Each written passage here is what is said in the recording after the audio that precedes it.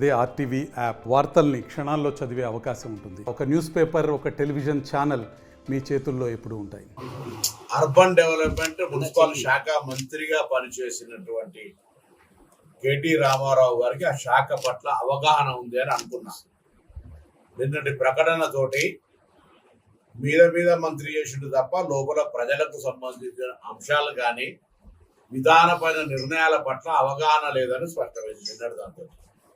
ఎందుకంటే ఈ రెండు ప్రాజెక్టులకు సంబంధించిన మూసీ ఓవర్లో దానికి నిర్మాణ దశలోనే ఎంత ఇన్ఫ్లో ఎంత అవుట్ఫ్లో దానికి సంబంధించిన మాన్యువల్ గైడ్ లైన్స్ తో సహా ఉంది. క్యాచ్మెంట్ ఏరియా వికారాబాద్ ఆ ప్రాంతంలో పడ్డ వర్షాలకు అనుగుణంగా గంటకు దాన్ని మానిటరింగ్ చేస్తూ నిల్వ వదిలిపెడతారు. అందుకు సంబంధించి ప్రభుత్వం తరఫున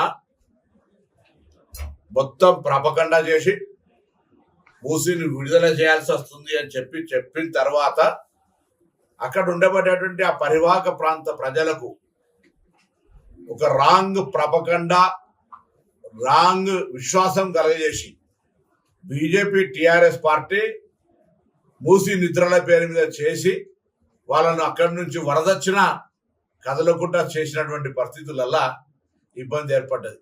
కానీ ప్రభుత్వం తరఫున హైదరాబాద్ ఇన్ఛార్జ్ మంత్రిగా నేను గౌరవ ముఖ్యమంత్రి గారి ఆదేశాల మేరకు వెంటనే దాదాపు 12 పునరావాస కేంద్రాలను ఏర్పాటు చేసి ముంపుకు గురైనటువంటి నిర్వాసితులను దాదాపు కొన్ని వేల మందిని ఆ పునరావాస కేంద్రాలకు పంపి వారికి అన్ని రకాల ఏర్పాట్లు చేస్తా ఉన్నాం. తెలుగులో న్యూస్ కి ఫాస్టెస్ట్ యాప్ ఇప్పుడు టోటలీ న్యూ అవతార్లో జస్ట్ 5 సెకండ్స్ లో కంప్లీట్ న్యూస్. సోషల్ మీడియాలో ట్రెండ్స్ కి వన్ స్టాప్ సొల్యూషన్.